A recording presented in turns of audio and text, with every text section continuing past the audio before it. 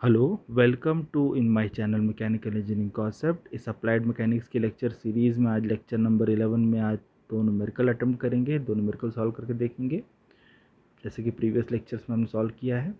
तो चलिए स्टार्ट करते हैं। My name is Kunal Dewangan.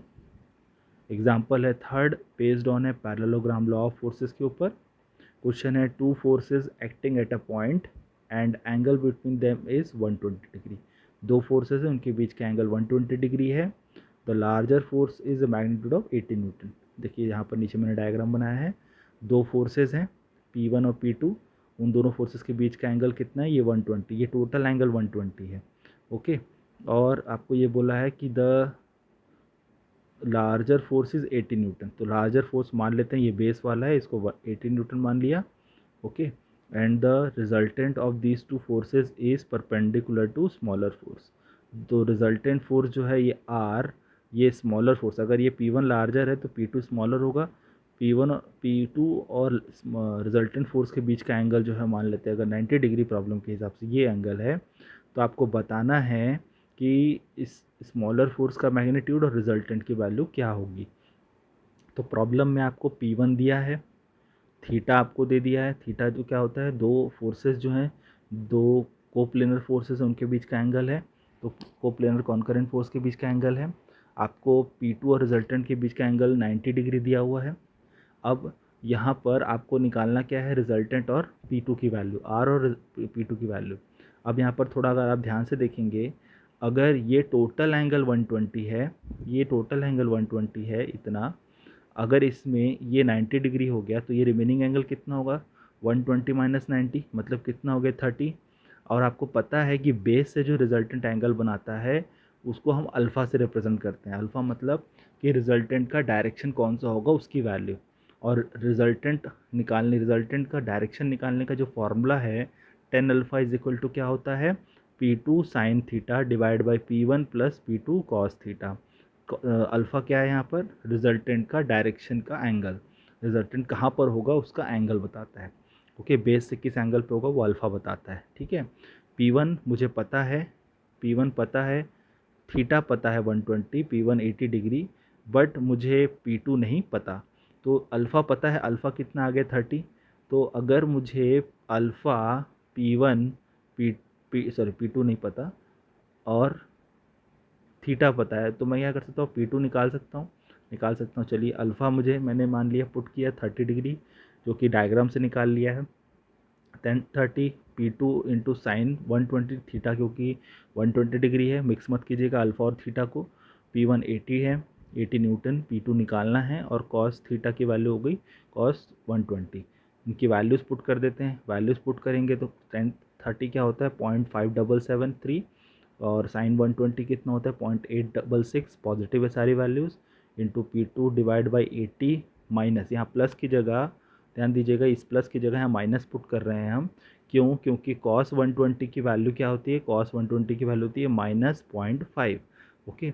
जब इन वैल्यूज़ को पुट करके इस इक्वेशन को मैं सिंप्लीफाई करके सॉल्व करूँगा तो आपका P2 की वैल्यू कितनी आ जाएगी? P2 की वैल्यू आ जाएगी 40 न्यूटन। P1 आपको दिया था 80 न्यूटन, और P2 की स्मॉलर वैल्यू कितनी आ गई? P1 मैक्सिमम वैल्यू थी और P2 स्मॉलर वैल्यू होगी 40 न्यूटन। 80 और 40 दो वैल्यू पता चल गई P1 के रेस्पेक्ट में। नेक्स्ट आपको रिजल्टेंट का मैग्नीट्यूड निकालना है, वैल्यू निकालनी है। उसके लिए मैं क्या करूँगा?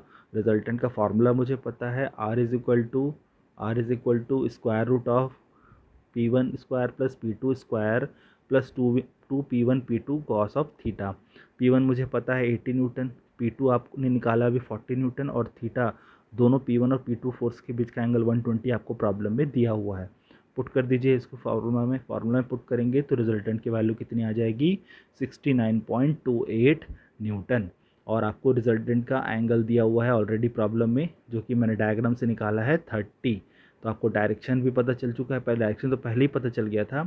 आपने स्मॉलर फोर्स और रिजल्टेंट की वैल्यू गिवन कंडीशन से निकाल ली। ओके। तो इस तरह से इस रिजल्टेंट का वैल्यू और स्मॉलर फोर्स की वैल्यू पैरेललोग्राम के कॉन्सेप्ट से आपको निकालना है। आप चाहें इस प्रॉब्लम को इक्वेशन बाय इक्वेशन सॉल्व कर सकते हैं, और आसान करना चाहें तो आप इस तरह से सॉल्व कर सकते हैं। कई बार लोग क्या करते हैं कि पहले रिजल्टेंट का फार्मूला लिखकर उसका एक इक्वेशन बनाते हैं, फिर अल्फ़ा से उस वैल्यू को निकाल कर वहाँ पुट करते हैं। तो आप वैसे भी कर सकते हैं, कोई दिक्कत नहीं है। प्रोसीजर आपको सही फॉलो करना है, इक्वेशन सही से लिखनी है, और डायग्राम बना के अगर आप इस प्रॉब्लम को सॉल्व करेंगे तो आपको प्रॉब्लम आसानी से सॉल्व होगा और सही सॉल्व होगा। तो काइंडली कोशिश कीजिएगा कि पहले फार्मूला लिख लें, फिर उसके बाद डायग्राम बनाकर फार्मूले पे वैल्यू पुट करके जो अननोन रिक्वायर्ड है उससे प्रॉब्लम को सॉल्व करने की कोशिश करें। नेक्स्ट है आपका, नेक्स्ट क्वेश्चन नंबर 4, एग्जाम्पल 4 है, जो कि बेस्ड ऑन है कोप्लेनर फोर्सेस के ऊपर, कोप्लेनर कॉन्करेंट फोर्स के ऊपर। आपको डिटरमाइन करना है resultant of force system shown in the figure. ये देखिए यहाँ पर एक साइड पे फिगर शो किया गया है, ठीक है। यहाँ पर कोप्लेनर कॉन्करेंट फोर्स है। कॉन्करेंट फोर्स बोलने का मतलब सारे फोर्सेस एक पॉइंट पे कंसंट्रेट करेंगे, और कोप्लेनर बोलने का मतलब सारे फोर्सेस एक ही प्लेन पे होंगे, चाहे वो एक्स वाई वाई जेड या जेड एक्स किसी भी प्लेन पे हो सकते हैं। तो मान लेते हैं एक हॉरिजॉन्टल प्लेन है, एक वर्टिकल प्लेन है।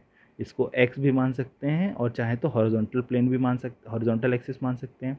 ये वर्टिकल लाइन, इसको वर्टिकल एक्सिस मान सकते हैं, या वाई एक्सिस भी आप मान सकते हैं। 3 फोर्सेस दिए हुई हैं। एक फोर्स है 5 किलो न्यूटन का, एक है 10 किलो न्यूटन का, और एक 20 किलो न्यूटन का। इन तीनों फोर्सेस की वैल्यू दी हुई है, और तीनों फोर्सेस का एंगल दिया हुआ है अलग अलग कंडीशन पे, और तीनों फोर्सेस अलग अलग तरीके से रिप्रेजेंटेड की गई हैं। ध्यान दीजिएगा, जैसे कि ये 5 न्यूटन जो है ओरिजिन से बाहर की तरफ जा रहा है, ये 10 किलो न्यूटन भी ओरिजिन से बाहर की तरफ जा रहा है, बट ये 12 किलो न्यूटन ओरिजिन की तरफ आ रहा है। तो मैंने जब प्रॉब्लम में इनिशियली लेक्चर में फोर्स को रिजॉल्व करने का कॉन्सेप्ट समझाया था, परपेंडिकुलर रिजोल्यूशन, तो पहले एक बार उस लेक्चर को देख लीजिए अगर आपको रिजॉल्व करना नहीं आता, तो वहाँ से आपको ये कॉन्सेप्ट क्लियर हो जाएगा कि इनवर्ड फोर्स और आउटवर्ड फोर्स को रिजॉल्व कैसे किया जाता है। तो क्वेश्चन आपको बोला है डिटरमाइन करना रिजल्टेंट फोर्स, रिजल्टेंट की वैल्यू निकालनी है। तो जैसा कि आपको पता है रिजल्टेंट, अगर आप क्या करें इस प्रॉब्लम में, अगर आप प्रॉब्लम में देखिए ये रिजल्टेंट का फार्मूला होता है, कैसे आता है, अगर आप एक वर्टिकल और एक हॉरिजॉन्टल कंपोनेंट निकाल लेते हैं, एक हॉरिजॉन्टल और एक वर्टिकल कंपोनेंट निकाल लेते हैं, तो यहाँ पर अगर मैं पाइथागोरस लगा दूँ तो R is equal to, Pythagoras अगर मैं लगा दूँ, दोनों को मिला के पाइथागोरस अगर मैं लगा दूँ तो R is equal to some h square plus v square हो जाएगा स्क्वायर रूट में। ओके, तो वही कॉन्सेप्ट आपको काम करना है, मतलब तीनों फोर्सेस का हॉरिजॉन्टल और वर्टिकल कंपोनेंट को अलग अलग करके उनको ऐड करके, ओके, उनको ऐड करके विद रिस्पेक्ट टू एंगल, उनको ऐड करके, उनको ऐड करने के बाद स्क्वायर करके स्क्वायर रूट लेना है आपको। कैसे करना है, चलिए स्टार्ट करते हैं लेक्चर, स्टार्ट करते हैं इस प्रॉब्लम को सॉल्व करना। ध्यान देने वाली बात यह है कि यहाँ पर मैंने देखिए थोड़ा डायरेक्शन शो किया हुआ है कि अगर मैं लेफ्ट टू राइट जा रहा हूँ, मतलब ओरिजिन से, देखिए ये ओरिजिन से, ये ओरिजिन का पॉइंट है, मान लीजिए यहाँ से मैं आगे बढ़ता हूँ तो हॉरिजॉन्टल कंपोनेंट की वैल्यू पॉजिटिव, जस्ट इसका उल्टा हो जाएगा अगर मैं यहाँ से यहाँ की तरफ जाऊँगा तो हॉरिजॉन्टल कंपोनेंट की वैल्यू नेगेटिव हो जाएगी।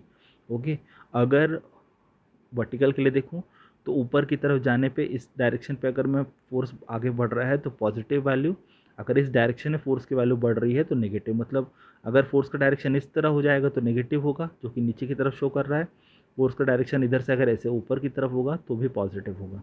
ओके, तो ये डायरेक्शन आपको समझ में आना चाहिए, डायरेक्शन का कॉन्सेप्ट समझ में आना चाहिए, जो कि मैं पहले भी कॉन्सेप्ट में बता चुका हूँ।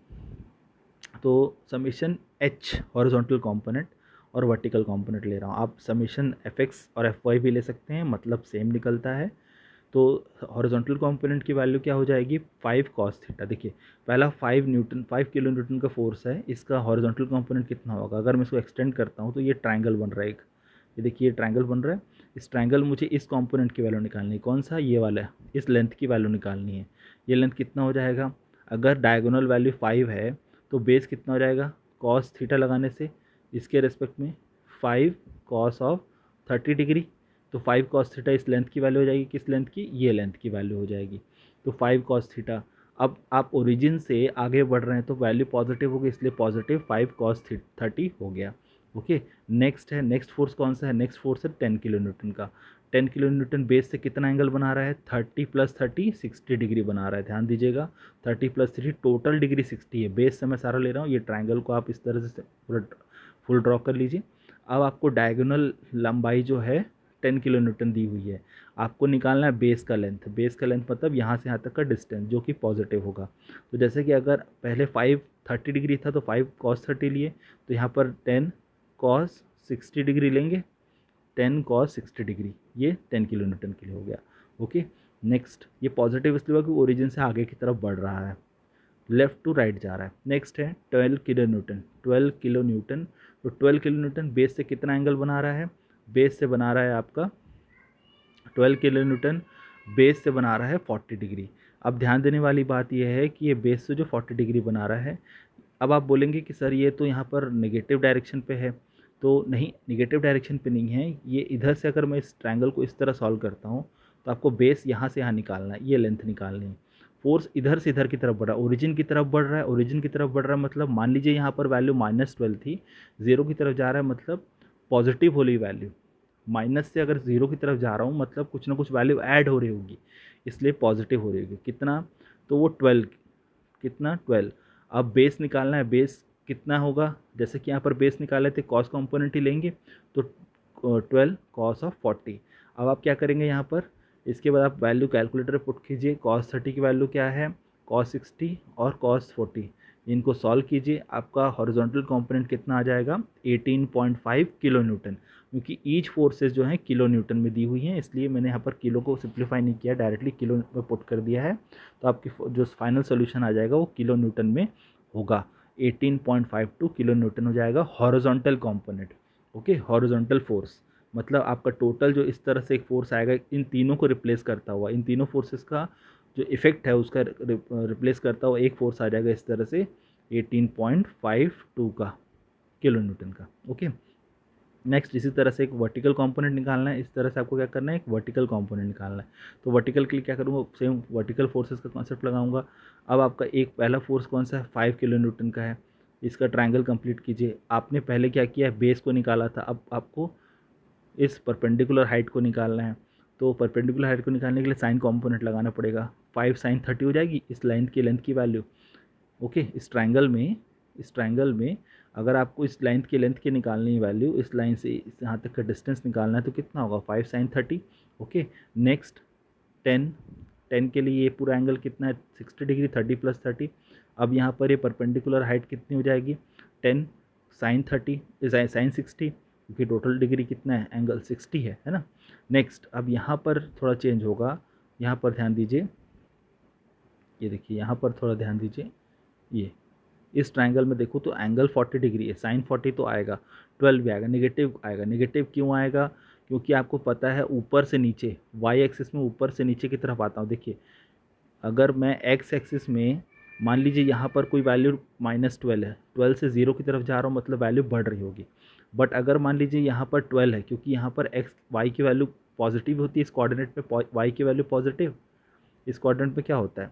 यहाँ पर x और y सब पॉजिटिव होते हैं, यहाँ x नेगेटिव y पॉजिटिव, और यहाँ पर सारी वैल्यू नेगेटिव, और यहाँ x पॉजिटिव y नेगेटिव। अगर मैं यहाँ से ऊपर से नीचे की तरफ आता हूँ मतलब y का नीचे वैल्यू, y की वैल्यू घट रही होगी, y की वैल्यू घटेगी मतलब y की वैल्यू कंपोनेंट आएगा negative, minus sine of 40 degree.